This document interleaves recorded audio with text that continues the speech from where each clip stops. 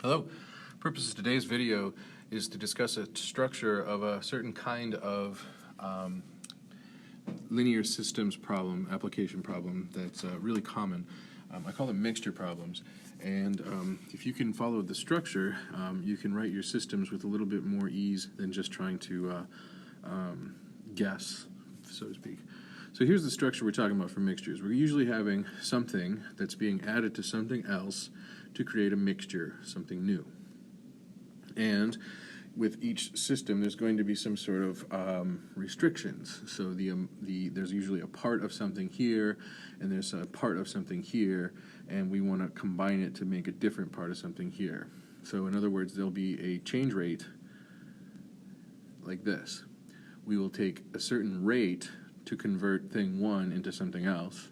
We'll take another rate to convert thing 2 into something, the same something else, and then that will equal the total mixture times a different rate. Now that's really abstract, but this structure you'll see tends to be really handy and useful. So to put it more in concrete terms, let's look at the first example. There's a manager of a specialty food store combining almonds. Those cost $4.50 per pound. So stop for a second. We've got $4.50 per pound. That looks like a rate. So that would be a rate times the something to do with almonds. So let's keep reading. With walnuts, that costs $2.50 per pound. There's another rate. How many pounds of each were used to make 100 pounds? That seems like a total mixture. That cost $3.24 per pound. There's another rate.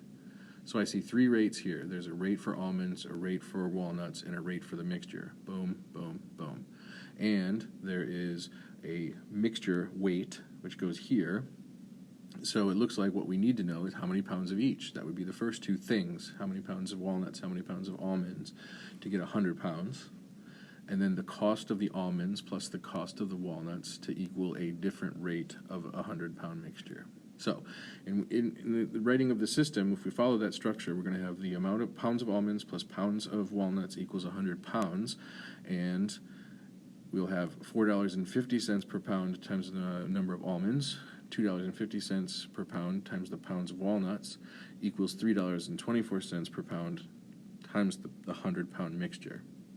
Now, without using this structure, most students, and this is after years of teaching experience, I've learned that most students will put just $3.24 on the right-hand side. The reason why it doesn't work is because this is $4.50 per pound times A pounds. That converts this number into dollars. Similarly, this will be $2.50 per pound times W pounds. That converts this into dollars. But this is not dollars. This is a rate. This is $3.24 per pound. So you can't have dollars plus dollars equals rate. That's like saying 5 miles plus 10 miles equals 15 miles per hour. That doesn't make any sense. So you have the extra 100 here so that you can convert the total mixture at $3.24 a pound. So that'll be the cost of the 100-pound mixture, and these will be the costs of the walnuts and almonds individually that go into it, restricting that the almonds and walnuts have to total 100 pounds. So another problem that looks different, but it's still a mixture problem, and it has the exact same structure. Tea that has 20% jasmine is blended with a tea that has 15% jasmine. So imagine in a tea mixture, some of it's actual tea leaves and other it's flavor additives, sometimes natural or otherwise. In this case, jasmine is a flavor additive, makes the tea taste better, so to speak. And anyway, we are going to mix 2 different concentrations of jasmine tea. We're going to make a 5-pound mixture, and we want that 5-pound mixture to contain 18% jasmine. So once again, instead of 2 different nuts, we have 2 different kinds of teas. We have the first tea plus the second tea is going to add up to 5-pound mixture. So this is pounds of tea plus pounds of tea equals 5 pounds of tea. Now here, we're going to have 20% of the pounds of tea will be jasmine, just pounds of jasmine right here. And this is 15% of the other tea will be jasmine. So that's just pounds of jasmine here. So over on the other side, we want 18%. Now again, most people mistakenly will just keep the 18%, but that's a rate. This is 18% of the 5-pound mixture to be total pounds of jasmine. So you can see how if you have that structure in place, you don't even have to really deeply understand and still get the right system out. Now, be careful, though, because there are variations on any good problem, and so you can follow the variation and still maintain the same structure, and that, an example of that is right here in number 3. In this case, we have ounces of dried apricots being added to an 18-ounce mixture already, so there's already 18 ounces of something mixed. That mixture has 20% apricots in it already. So imagine there's this gross trail mix that has a bunch of dried apricots in it. Basically, 1 in 5 pounds of that mixture would be apricots. Now what we're going to do is we're going to add pure apricots to that apricot mixture so that we eventually end up with 25% apricots in the mixture instead of 20% apricots in the mixture. So that's what's happening. So let's see how this structure fits into play.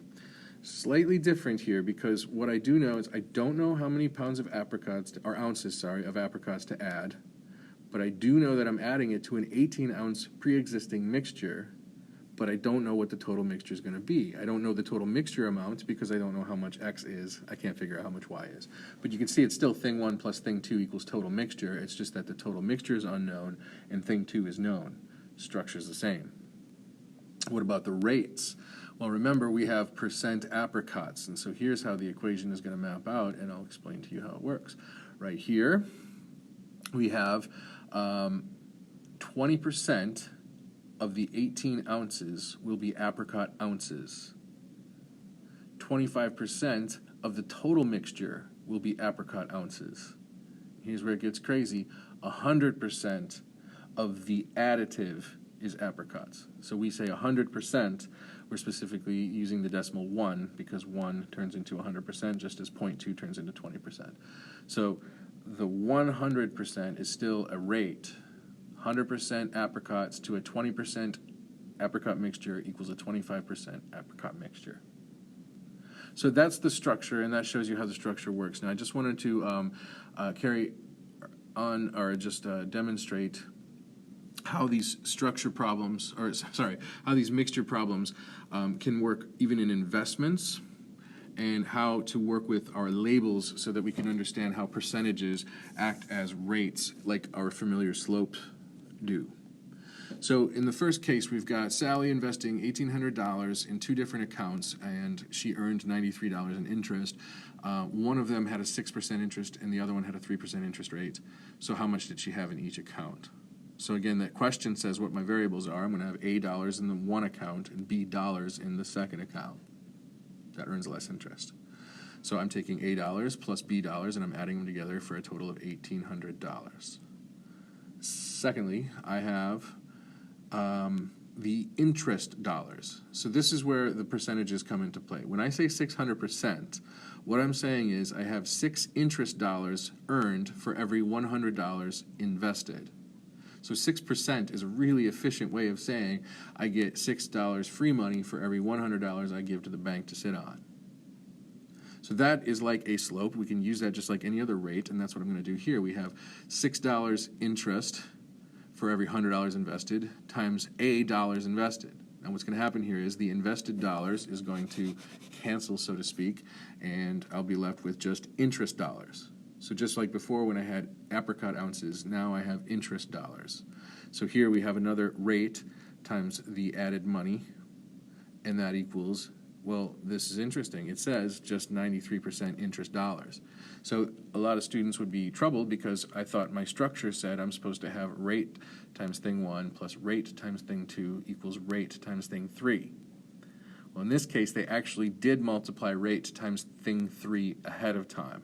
To make this easier to understand, they could have asked the question this way. I want to have how much in a 6% account plus how much in a 3% account. That ends up with 51%, or sorry, I think that would be 5.1% interest for every $1,800 or whatever. So this is sort of like they pre-multiplied the stuff together to get the $93. I was just thinking in hindsight that, oh no, I did that right, yeah. $51. No, I think that should have been half a dollar for every $100. It's a pretty poor interest rate.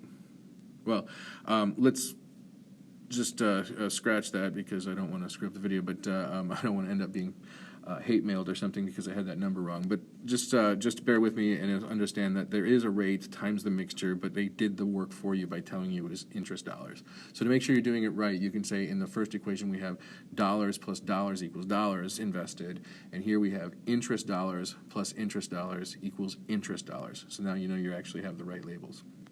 That turns out to be a nice, easy system once all the labels are stripped away. Another twist on the mixture problem would be this one. We have Millicent now. She's investing $10,000 into accounts. And then it says something like the interest earned was $535 more in the 7% account than there was in the 4% account. So that's enough to know how much was in each account. So just as before, I have dollars invested in one account and dollars invested in another account, and I have A dollars plus B dollars equals a total dollars. So that part's all the same. But when I read the second equation, it's still going to be kind of like the mixture structure with a little bit of a twist. You see, I'm going to take the 7% interest dollars for every 100 invested dollars times A invested dollars. So this will be 7% times A interest dollars. That's going to be $535 interest. That's extra interest dollars more than the 4% interest account.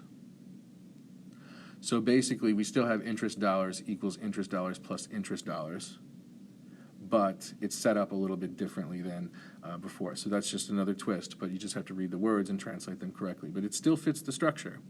So when I strip away the labels, I end up with this equation. And this equation, if you rearrange it, you could also say it like this. We could subtract the 535 from both sides and say that if we subtract 535 from the interest of the big account, we get the interest of the low account. Or we could say if we take the interest from the big account and subtract the interest from the low account, we have the difference in interest. All of these are just the same equation, just rearranged. So I know that went a little long. I hope you find that helpful, though, and thanks for watching. Have a great day.